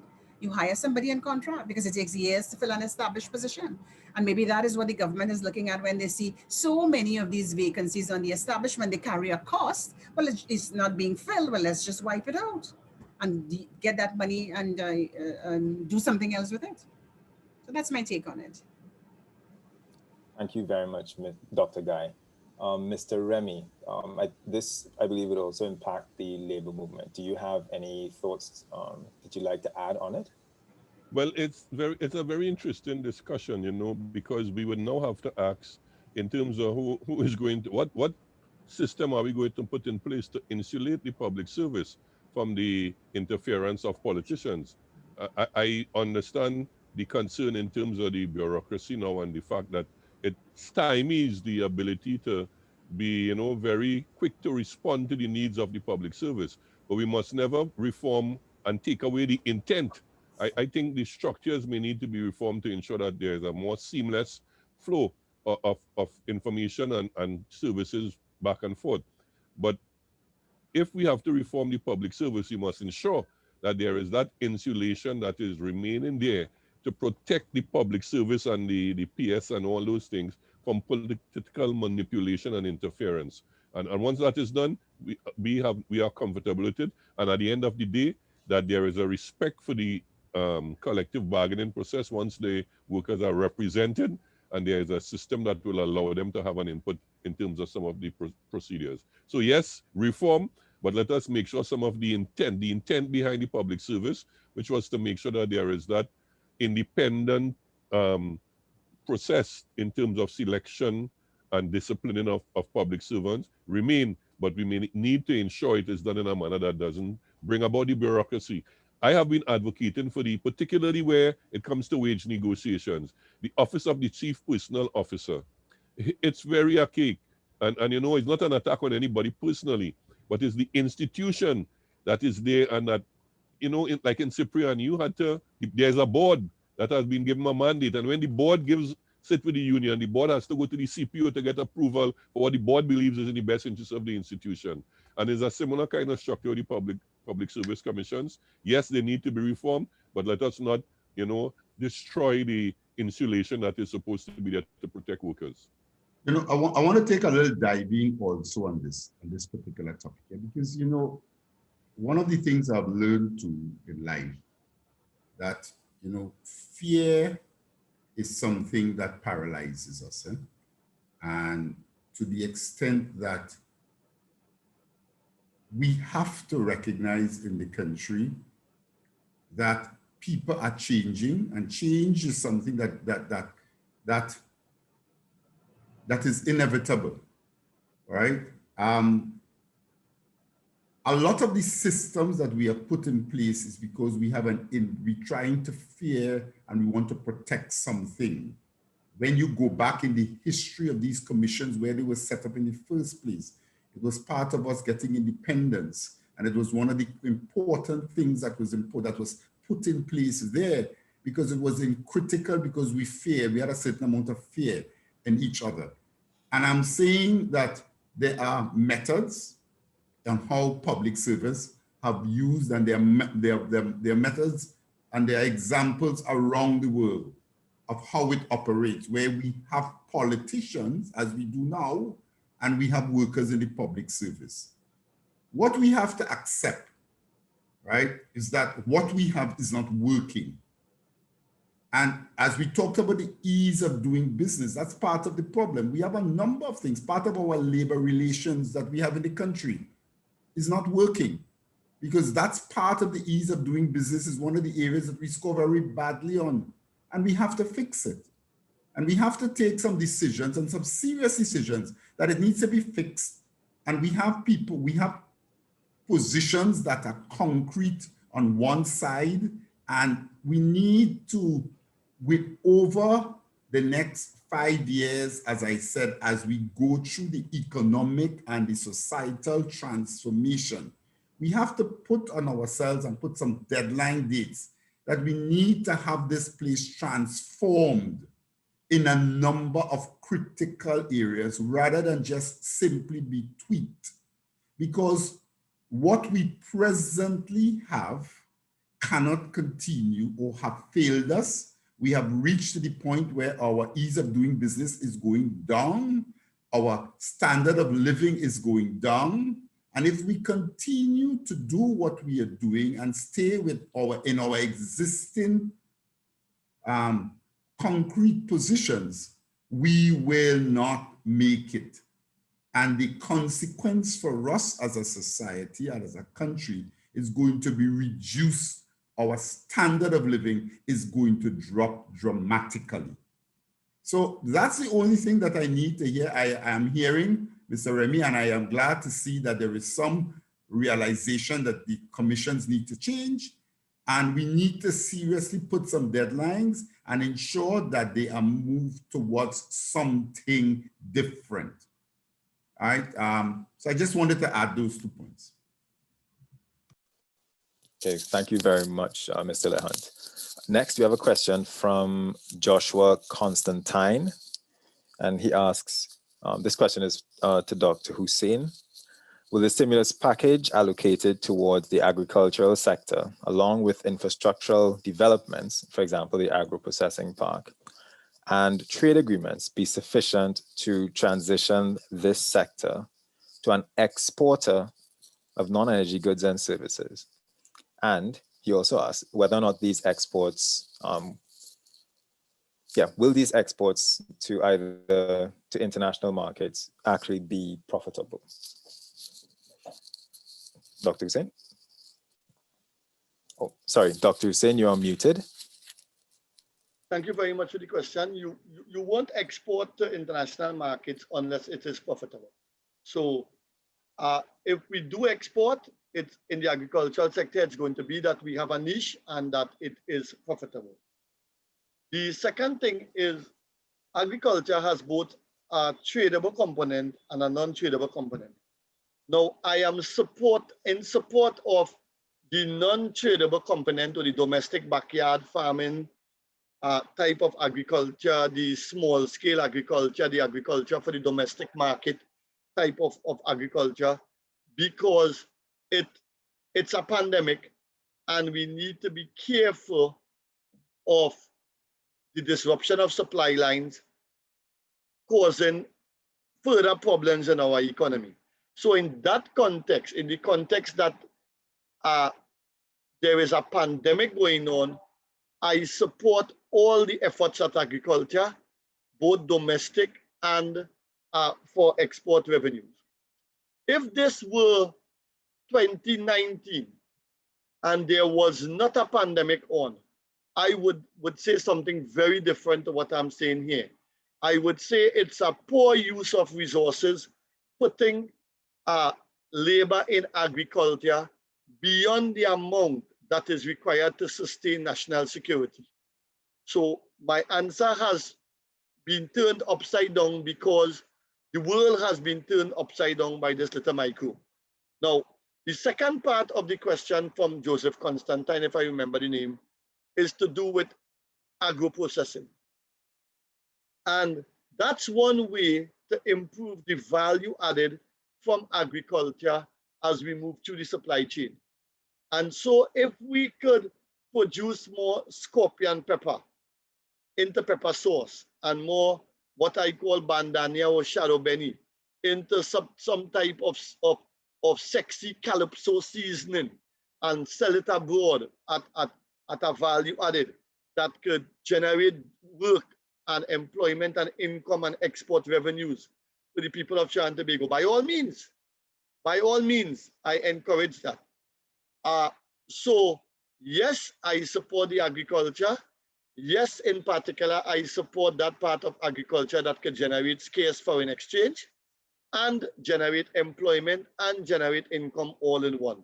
So I don't know if the 500 million stimulus would give us all the outcomes we would like to get, but certainly it's a step in the right direction and a good step in the context of the pandemic. The only adverse aspect of it I see is that while we spend all this time trying to boost agriculture, we somehow find a strategy to spend 400 million still on CPEP that I think is anti-agriculture. So in a sense, we got 6 of one, 500 million extra, but we got 400 million on the other side that starves the agricultural sector of workers and that almost teaches a block of our people how to start work 8 o'clock and finish 7:45, which is a kind of joke I make with my students all the time. Thank you very much, Dr. What I would ask you, Christian, is if you could permit, because I really like to hear the response of the labor people, if you could allow kindly for Joseph Remy and Dr. Guy to comment on what I just said in terms of the CPEP aspect being 6 on the one hand, whilst we are trying to push 500 million more into agriculture, please. Okay, certainly. So I'd like to invite Dr. Guy to respond to Dr. Hussein's questions. Dr. Guy. Okay. Can I get some clarification on the original question? I know Dr. Hussein spoke about a particular issue, but what was the original question he was answering, please? Okay. The original question had to do with whether or not the stimulus package allocated towards the agricultural sector, along with infrastructural developments and trade agreements, would be sufficient to transition the agricultural sector into an exporter of a profitable exporter of non-energy goods and services. And Dr. Hussein's specific question to us? I just wanted to Christian, I just wanted to get a sense of these are two hardcore labor specialists. And I just wanted to get a sense of what would be their view to a comment that I made. On the one hand, we are pushing 500 million more into agriculture. Good, fantastic, we want that. On the other hand, we have a part of resistance where we have the CPEP program continuing. And I actually worked out in 2016, we lost $1.635 billion in welfare outcomes because of CPEP workers. And I can elaborate on that if needed. So what is the logic in pushing 500 million into agriculture, and yet on the other hand, pushing 400 million into CPEP that in a sense is counterintuitive to what you want to achieve in agriculture? So it may or may not make sense, Hyacinth. It's just some confusion in my head. I understand. Right. You are assuming that if labor didn't go into CPEP, it'll go into agriculture. I am assuming that we could engineer that to happen if we so desired. Okay. Because I have a view on CPEP. People criticize it, but I think it label it as make work programs. But I really think that the CPEP program is doing something that is positive for the environment. Wherever I see them, there is a good outcome. Where I live, I see them. I see things that I said, okay, how else would that have been done?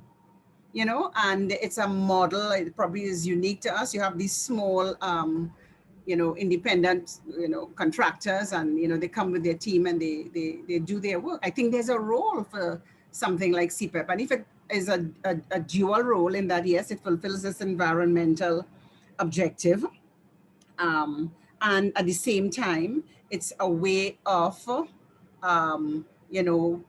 passing some kind of relief to people from time to time, so that you could, in the interim, keep people whole, feeding their families and so on.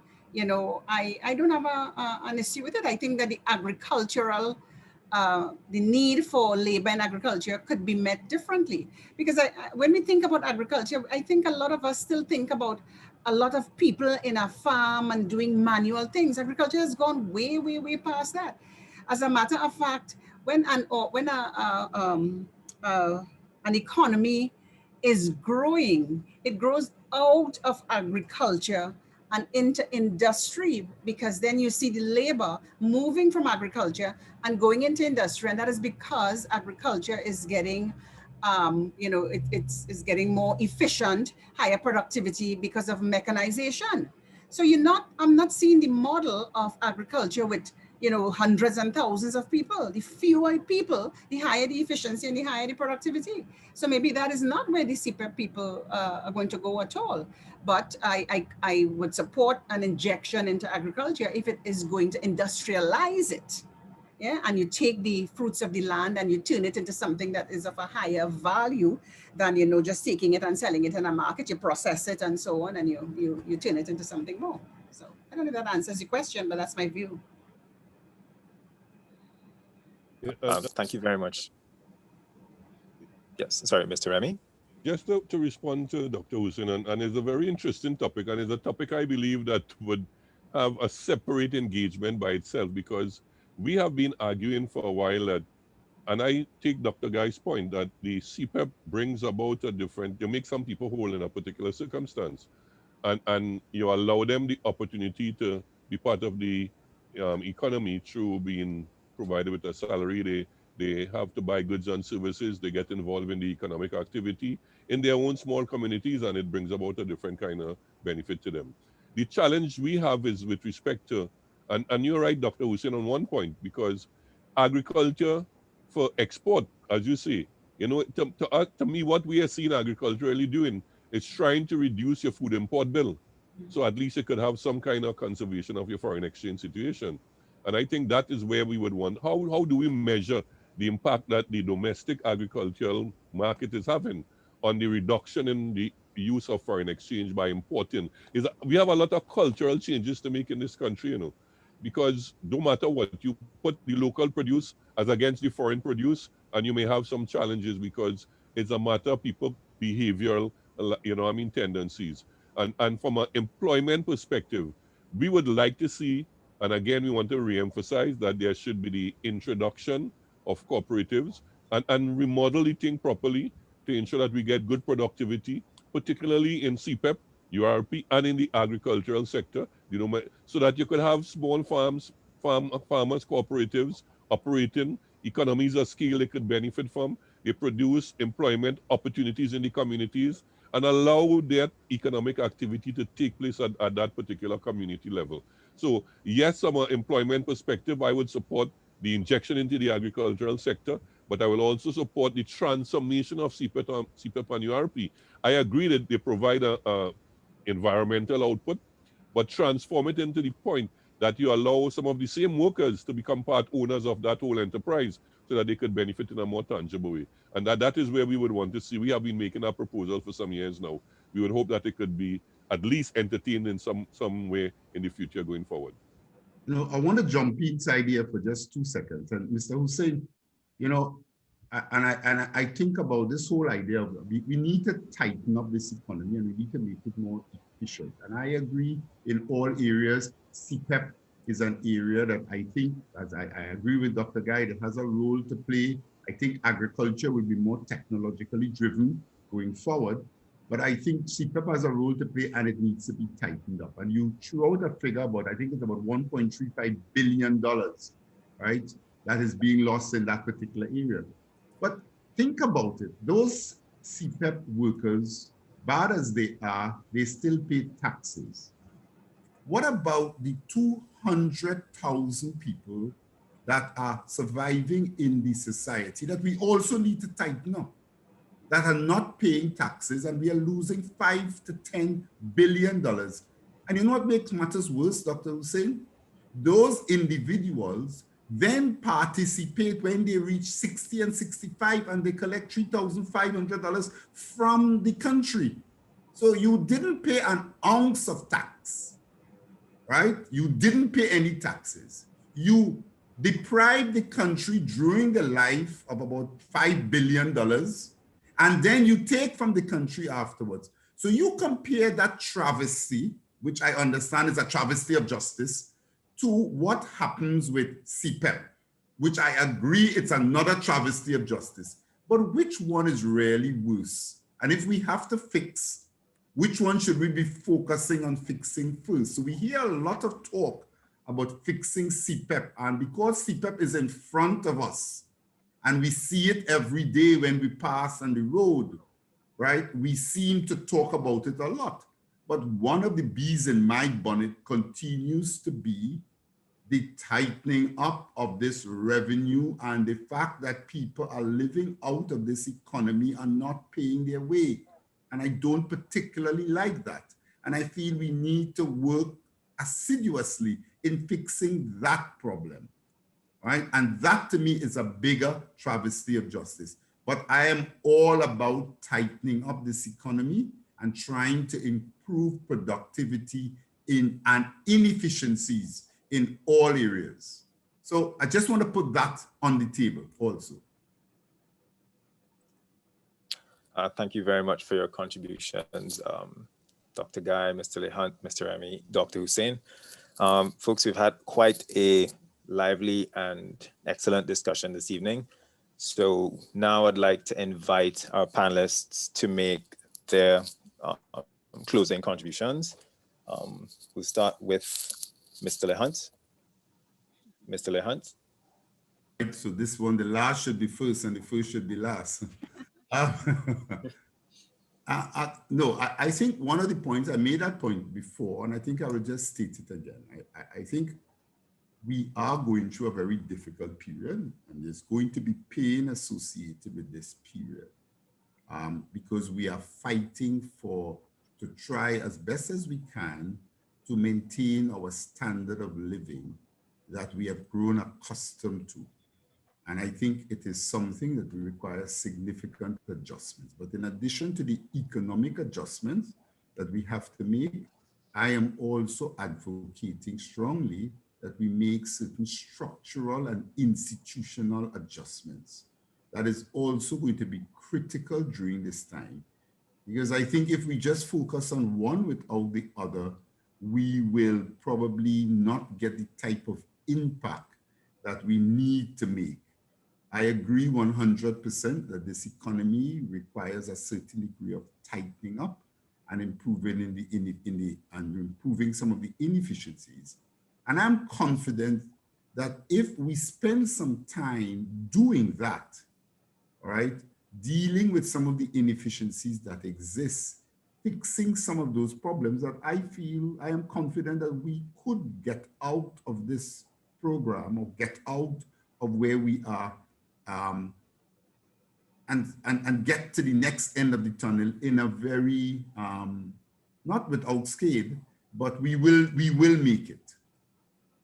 But we need to be prepared to make the necessary types of sacrifices and the necessary types of adjustments, both to the economic adjustment and the institutional adjustments that we have. So that's really my point that I want to put on the table, all right? And again, thank Dr. Hussein for allowing me to participate and also continue to encourage him to continue keeping this type of conversation, ensuring that the narrative is in the right direction. Thanks a lot. Thank you very much, Mr. LeHunt, for your contribution this evening. Next, Mr. Joseph Remy to give his closing remarks. Mr. Remy. Thanks again, and let me also extend commendation to Dr. Hussein Roger, as we say. Maybe the color that we use might be appropriate from a political standpoint because we are red on the football field. But, but let me just close by making a quote from the document that Pope Francis put out there. And I am advocating that we may have to look at, just as we want to amend the public service commissions, we may have to amend the economic model that we use to bring about that kind of social justice that we are yearning for. And he said the fragility of world systems in the face of the pandemic has demonstrated that not everything could be resolved by market freedom. It is imperative to have a proactive economic policy directed at promoting an economy that favors productive diversity and business creativity and makes it possible for jobs to be created and not cut. How do we bring about that different kind of economy? I think that is what we need to do. Sometimes we go to the open market policy, the free market policy, which does not bring about social justice and equity for all. And I am definitely saying that we need to relook the economic model we practice in Trinidad and Tobago, because it doesn't bring about that kind of thing. And we have been advocating and we have been working strongly on the ground to bring about a transformation in terms of how we do business. And I am saying, look at the values in the cooperative business model, and we will see that there are a lot of things we could utilize in terms of transforming the economy. Again, I want to commend Dr. Hussein and his co-workers, Rebecca, and the chair of this forum, Christian, for a wonderful job. Dr. Guy and Mr. LeHunt, it was a pleasure engaging in this discourse with you guys. And I hope, as Mr. LeHunt said, that Roger continues this work, because I think this kind of conversation is what is needed. We don't want to talk upstairs, you know.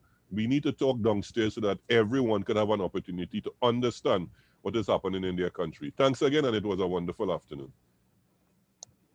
Thanks again for your contribution, Mr. Remy. Next, we'd like to go to Dr. Guy to give her closing remarks. Dr. Guy. Thank you, Chairman. I want to take off on the implementation theme because I think this is at the core of everything here that we've been talking about. We can talk about, all the things that we should do, all the things that we should be following. But if we don't have an implementation mindset, then it will just be another plan that sits on a shelf. And I'm particularly interested in seeing this digital transformation take place in the public service, because it will bring the desired structural changes that we need in the public service and in the wider society. So it means that we have to take a serious look at our long established organizations, because we can't be talking about digitalization, and then we have these archaic structures that remain in our system, in our business systems, and in the public service. So we have to take a long and hard look at some of these organizations. The service commissions, we talk about them. And while we are talking about the service commissions, let's look at the role of the CPO also, because that is what in the whole chain of human resource management in the public service, and accounts for a lot of the delays in terms of what is happening in the public service. We have ministries with senior professionals headed by a PS who's a really senior professional. We can empower these people to manage the human resource management function in their respective departments, and we can have a different system of governance where we have these other organizations monitoring, auditing, and advising. And if we don't do that, and if we don't roll everything into one and see it in a holistic way, then we'll be talking about digital transformation again next year and again next year. We have to take some bold steps and change some of those structural inefficiencies in the society. Thank you very much, Dr. Hussain. Thank you for inviting me. I do appreciate it. I was very I admire the way that this whole thing was organized. Rebecca was very much in touch and provided information throughout. Thank you, Christian, for the chairing the session tonight. And I'm seeing that there were a number of participants who were listening in. Thank you again. Okay, thank you very much for your contribution, Dr. Guy. And now we move to Dr. Hussain to give his closing remarks. Dr. Hussain. Thanks to everyone for participating. Thanks, Dr. Guy. Thanks, Joseph. Thanks, Robert. And most importantly, these sessions will not take place, as all of us know, without the input and the supervision of Dr. Gookool and of Christian Seeley. We will continue to do these sessions as long as we can. We try to do it every fortnight. In 2 weeks' time, we would probably have one on the export competitiveness of the Trinidad and Tobago economy. We would invite all of you all here, and thank you very much for your time. We went straight up until 9 o'clock, and there are still a lot of people here, which means it was reasonably enough interesting that people didn't exit before the designated time. So thank you all, and good night. Good night. Thank you. Okay, thanks again, everyone, for coming out, our panelists, and for an excellent, really fantastic discussion. I think our audience would have learned quite a bit, and I count myself among them as well. Okay, so thank you very much, everyone, and do have a good evening. Stay safe, wear your mask, and have a good night, everyone. Thank you, Christian. Bye. Excellent job as a moderator. Thank you. Thank you very much. Good work. Good work. Well done. Thank you very much. Okay. Take care. Have a good evening.